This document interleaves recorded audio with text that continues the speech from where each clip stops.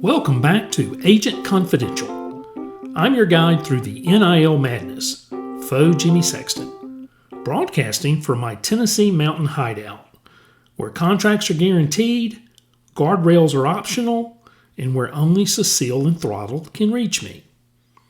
This is not a normal episode. This is an intelligence briefing. Because something is happening across college sports right now that fans think is chaos. Media thinks is policy failure, and coaches think is losing control. It's none of those things. It is leverage redistribution. And if you understand leverage, you understand the future of college athletics. If you don't, you're about to watch it happen to you in real time. Segment 1, the Kelvin Sampson moment.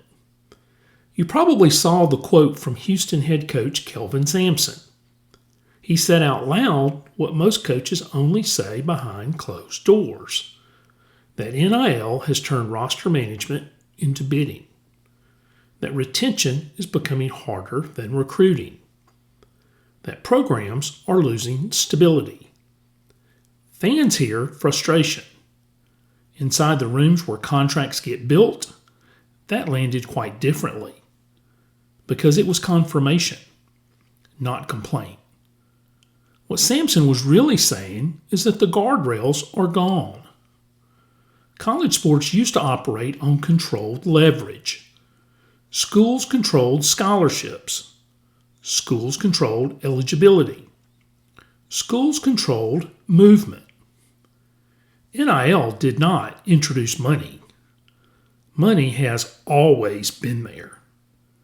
NIL removed who controls the negotiation. And once negotiation becomes public, leverage multiplies. And that's the part most people are still missing. Segment 2, why basketball is becoming the NIL accelerator. Football controls revenue. Basketball controls speed. Basketball rosters are smaller.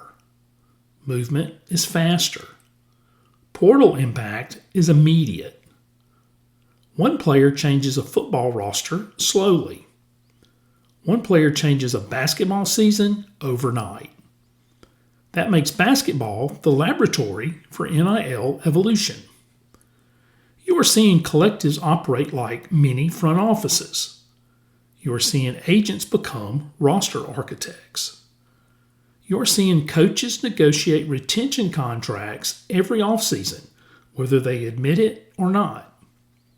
And here's the part nobody likes to say publicly. Roster continuity is now a financial strategy, not a culture strategy. That is a massive structural shift. Programs that adapt to it will survive and thrive. Programs that pretend it's temporary are about to learn expensive lessons. Case study, the Tulsa Portal House. Let me give you a real example. The Tulsa Golden Hurricane hired Trey Lamb in early 2025. Young coach, coaching bloodline, immediate energy. Tulsa leaned into NIL creatively. They created what they called the Portal House, a suburban home where coaches lived, worked the phones, hosted recruits, built relationships, and documented the entire process through social media. It worked. Tulsa rebuilt its roster faster than most Group of 5 programs historically could. 5 years ago, Tulsa would not have had access to that level of talent movement. Now they do. Can they develop those players and win long term? That part is still TBD. But the NIL infrastructure opportunity was real, and they capitalized on it. That is a case study worth watching. Segment 3, the G League and Reentry Wildcard. Now, layer in the G League lawsuit conversations. If professional pathway athletes gain clearer eligibility reentry, the entire development model changes. you could see players move college to G League back to college, or G League leverage to NIL negotiation to college return. That is not hypothetical leverage. That is free agency structure. And free agency does one thing consistently across every sport and every industry. It transfers negotiation power downward. Once athletes have multiple legitimate pathways, institutions compete instead of dictate, and competition drives price discovery, which means NIL is not stabilizing. It is entering its market correction phase. You are now seeing NIL include lawyers, contract enforcement, courtroom strategy, and temporary restraining orders becoming recruiting headlines. Once courtrooms enter roster building, the old rulebook does not disappear. It just gets replaced by a billing schedule. Segment 4, what coaches are actually afraid of. This is the part where Jimmy lives, because I have sat in rooms where major contracts were negotiated across industries.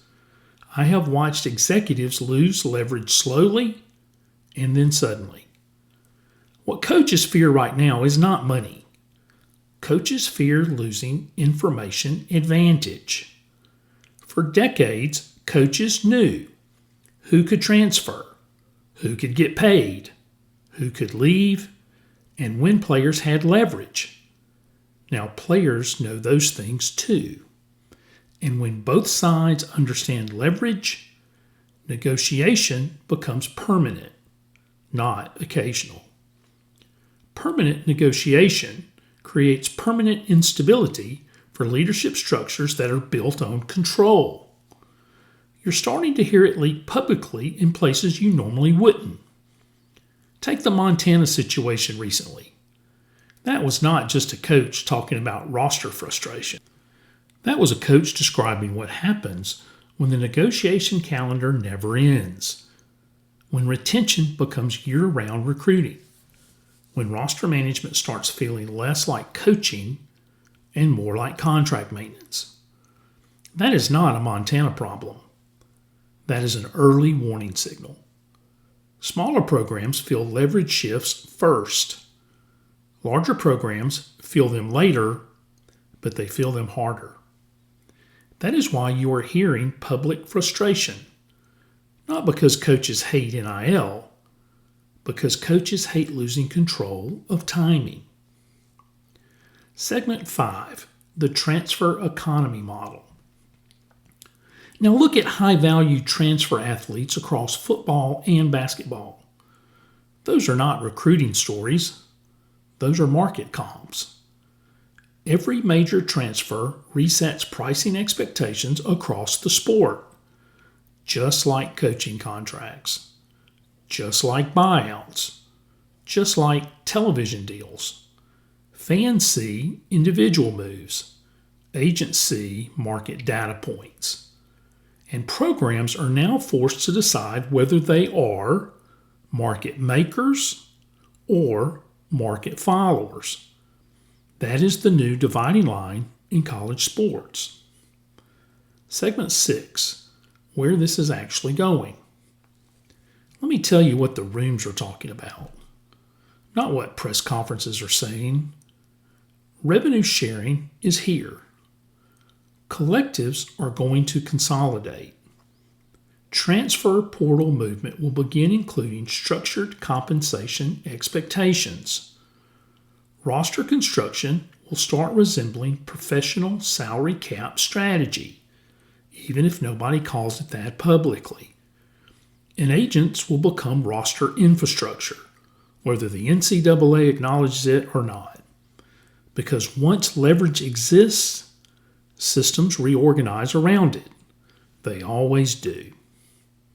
Segment 7, why fans are misreading this entire era. Fans think NIL broke college sports. It did not. NIL revealed the economics that were already driving decisions. College athletics has always been business layered over tradition. Now the business is visible. That visibility feels uncomfortable because tradition is emotional, leverage is mathematical, and math wins long term every time. One last thing. I am not telling you whether NIL is good or bad. That is not what happens inside negotiation rooms. Inside negotiation rooms, there is only one question. Who controls leverage now? And the answer to that question is changing weekly. This is not the end of college sports. This is the repricing of college sports. And it is happening faster than most institutions are prepared for. In closing, remember, NIL guarantees money. The system guarantees nothing. This has been Agent Confidential, Intelligent Briefing concluded. And I'm Faux Jimmy Sexton.